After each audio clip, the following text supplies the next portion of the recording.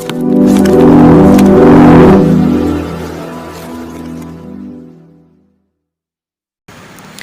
दोस्तों, नमस्कार। आज मैं आपका ध्यान इस ओर आकृष्ट करना चाहता हूँ कि जो पिछले वर्षों से लेकर अभी तक हमारे बेसिक शिक्षा विभाग में चल रहा है, क्या आप लोग जो है इन खबरों से बिल्कुल अनभिज्ञ हैं? शायद नहीं। मित्रों, हमारे बहुत सारे ऐसे अध्यापक हैं, हमारे बहुत सारे ऐसे अध्यापक बंधु हैं जो पिछले 10 वर्षों से 15 वर्षों से नौकरी कर रहे हैं, लेकिन ऑल ऑफ सडन अचानक उनके ऊपर फर्जीफिकेशन का आरोप लग गया है। आप समझ सकते हैं, ये आरोप कभी भी लगाया जा सकता है, आपके ऊपर भी लग सकता है और हमारे ऊपर भी लग सकता है। ज़रूरी नहीं है कि ये सारे आरोप सही हों। इस समय शासन जो कुछ भी कर रहा है, यानी स्क्रीनिंग कर रहा है और उसे प्रथम दृष्टया जो लगता है उस पर फर्जीफिकेशन का आरोप लगा देता है। लेकिन यह ज़रूरी नहीं है कि ये आरोप सही हों। ऐसा ही कुछ हमारे मित्रों के साथ हुआ है। 1, 2, 3 नहीं, लगभग 3000 बेसिक शिक्षकों का मामला है। पूरे उत्तर प्रदेश में लगभग 3000 बेसिक शिक्षक की नौकरी बिल्कुल फांसी पे लटकी हुई है। आप समझ सकते हैं मैं क्या कहना चाहता हूँ, यानी उनके गले पर तलवार लटक रही है। और अगर आप 10 साल बेसिक में नौकरी करने के बाद अगर आपको इस तरह की खबर मिलती है कि आप फर्जी शिक्षक हैं, भले ही आप जो है पूरी तरह से ओरिजिनल हैं, फिर भी आप पर आरोप लगा दिया जाता है कि आप फर्जी शिक्षक हैं, तो आपके लिए तो यह जीने मरने की स्थिति हो जाती है। तो मित्रों, इस समय हमारे पूरे प्रदेश की यही हालत है। लगभग 3000 शिक्षकों को फर्जी घोषित कर दिया गया है, जबकि उनकी कोई गलती नहीं है। उन्होंने वैसा ही मेहनत किया है जैसा हमने आपने किया है, उन्होंने वैसा ही सब कुछ किया है, वैसी ही डिग्री लिया है जैसे हमने आपने लिया है। अगर कहीं कोई गड़बड़ है, अगर किसी ने बेईमानी किया है, अगर किसी ने जो धोखेबाजी किया है, तो वो हैं ये विश्वविद्यालय, जिन्होंने इस तरह का सिस्टम लागू किया। इन्होंने मैनेजमेंट को ऐसा जो है मान्यता दे दिया। मैनेजमेंट कॉलेजों में जो बीएड करने वाले टीचर्स थे वो बीएड कर रहे थे और उनको जितनी सीटें अलॉट थी उससे ज़्यादा उन्होंने एडमिशन ले करके बीएड करवा दिया। तो क्या इस समय ये विश्वविद्यालय सोए हुए थे? नहीं ना मित्रों। तो ऐसा ही कुछ खबर है और हमारे आपके बीच के ही भाई बहन इससे बहुत ज़्यादा परेशान हैं।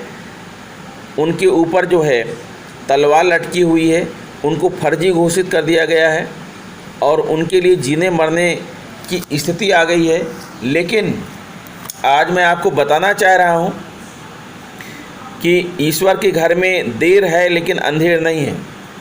आज इलाहाबाद हाई कोर्ट ने, प्रयागराज हाई कोर्ट ने ऐसा आदेश जारी किया है जो ऐसे भाई बहनों के जीवन में खुशियाँ ला सकती हैं। ऐसे भाई बहन अपने आप को समाज के सामने अपना जो है सिर ऊंचा करके चल सकते हैं कि नहीं, मैं फर्जी नहीं हूँ, ये गलत आरोप मेरे ऊपर लगा हुआ है। अगर आपके ऊपर गलत आरोप लगा दिया जाए तो आप उसको सिद्ध करने के लिए क्या करेंगे? न्यायालय का दरवाज़ा खटखटाएंगे। और आज न्यायालय ने ऐसे मित्रों का साथ दिया है। आइए मैं आपको दिखाता हूँ, बताता हूँ खबर विस्तार से कि क्या है ये मामला और हाईकोर्ट ने, माननीय हाईकोर्ट ने, सम्मानीय हाईकोर्ट ने इस संबंध में क्या आदेश दिया है। मित्रों, सबसे पहले आप ये देख लीजिए, ये जो न्यूज़ आई है, court number 29 case special appeal defective number 240 of 2020। Appellant हैं किरण लता सिंह। किरण लता सिंह जी ने यह केस दायर किया था और उसमें बहुत सारे याची थे, लगभग 3000 याची, लगभग 3000 अध्यापकों के साथ ऐसा हो चुका है। तो वो सारे के सारे अध्यापक इस मामले में याची बने हुए थे, यानी सभी इसमें संलग्न है, जुड़े हुए हैं। रिस्पोंडेंट किसको बनाया है, जिम्मेदार किसको बनाया है? State of UP, Uttar Pradesh राज्य, थ्रू सेक्रेटरी, सचिव के माध्यम से department of basic education and 5 others. Council for appellant, यानी जो वादी हैं उसकी तरफ से लड़ने वाले जो वकील हैं वो थे Siddharth Khare, Ashok Khare ji, senior advocate. Counsel for respondent,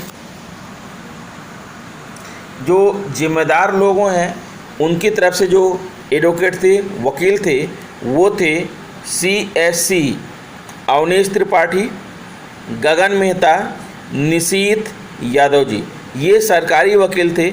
अब आइए देखते हैं मित्रों आगे इस मामले में क्या निर्णय हुआ और क्या बात कही गई। हाँ तो मित्रों ये देखिए, उसके आगे की बात बता रहा हूँ।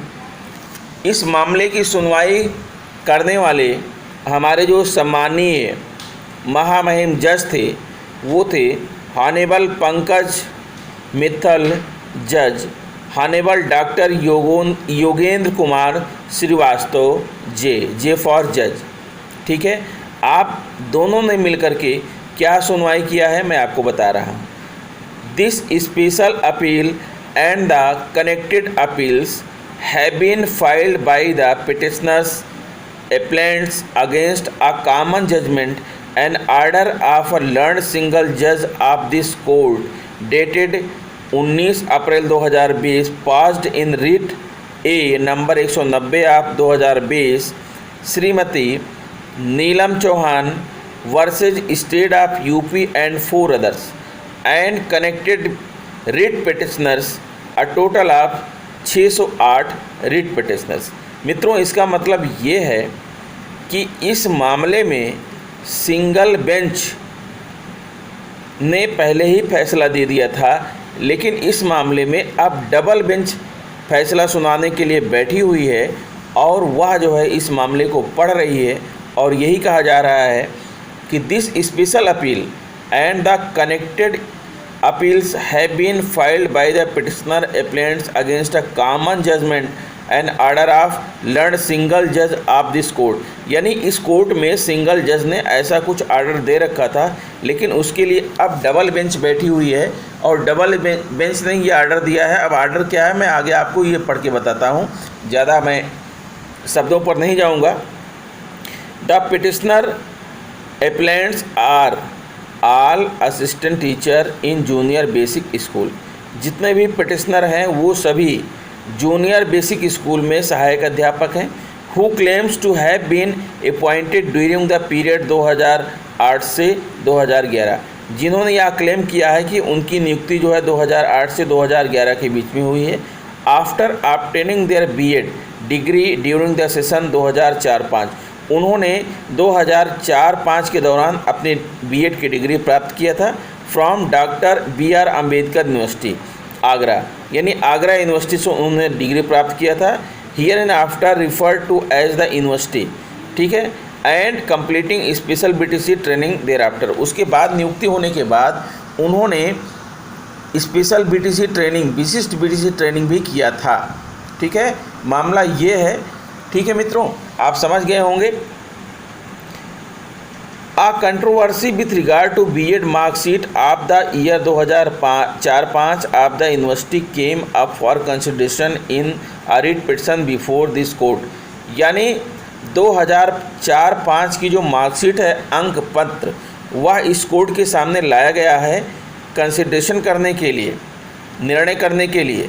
ठीक है, कि क्या यह मार्कशीट सही है या गलत है, BEd की मार्कशीट। ठीक है मित्रों, and was converted into a public interest litigation number 2906 of 2013 Sunil Kumar versus doctor Bhimrao Ambedkar university and other on a direction of this court the matter regarding irregularities in issuing B.Ed marksheet to student of the university। यानी विश्वविद्यालय ने अपने विद्यार्थियों को जो marksheet issue किया था उसमें जो अनियमितता बरती थी वो विद्यार्थियों की कमी नहीं बल्कि वो जो है उस विश्वविद्यालय की कमी थी। आइए आगे बढ़ते हैं और इसके बारे में बताते हैं। Was not on the basis of any exterior material or subsequent decision of the university which otherwise may have been a material to grant or refuse relief to the petitioner appellants, having regard to the aforesaid we are of the view that the special appeal raises arguable points, accordingly we admit this appeal and all connected appeals. Court का यही कहना है कि जो भी हुआ है लेकिन मैं इस अपील को, इस मामले को स्वीकार करता हूं और इसको देखने की कोशिश करता हूं। आइए आगे बढ़ते हैं। Council for respondent state authorities and so the university pray for and are allowed a fortnight time to complete their instructions and if necessary file their affidavits. यानी जो सरकारी वकील हैं सरकार की तरफ से है जिन्होंने यह आरोप लगाया है उनके लिए यह आदेश है कि वो फोर्टनाइट यानी 15 दिन के अंदर इन आदेशों का पालन करें। अगर उन्हें ज़रूरी समझ में आता है तो वो अपना जो है एफिडेविट प्रस्तुत करें, हलफनामा प्रस्तुत करें इस संबंध में। और आगे कहा जा रहा है कि as agreed by council for the parties list the appeal for final disposal immediately upon expiry of the aforesaid time. यानी कहा जा रहा है कि अगर जो है जो काउंसिल हैं, जो वकील हैं, पार्टी के वकील हैं, उनके द्वारा सहमति बनती है तो इस मामले को जल्दी ही डिस्पोजल के लिए जो है लिखा जाए और ऊपर जो समय कहा गया है उससे कम समय में ही इस मामले का निर्णय किया जाए।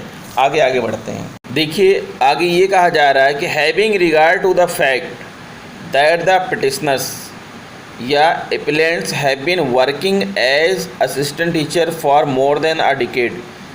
यानी इस बात को ध्यान में रखते हुए कि जो वादी हैं, अपील करता हैं, वो एक सहायक अध्यापक के रूप में लगभग 10 वर्षों से कार्य कर रहे थे and that the effect and operation of the order cancelling their appointments, और उनके जो है नियुक्ति को कैंसिल करना, डिसमिस करने का जो आदेश हुआ है उसके प्रभाव को ध्यान में रखते हुए had been stated by the writ court coupled with the fact that the. आगे बढ़ते हैं, फिर मैं आपको बात बताता हूँ। थर्ड सिंगल जज in so far as it relates to affirmation of cancellation of appointment of the petitioner and appellants would remain in abeyance in the meanwhile order date. ये यानी कुल मिलाकर के कहा जा रहा है कि इस पर स्टे ऑर्डर दे दिया गया है और सरकार अपना पक्ष पेश करे तभी इस पर कोई फैसला हो सकता है।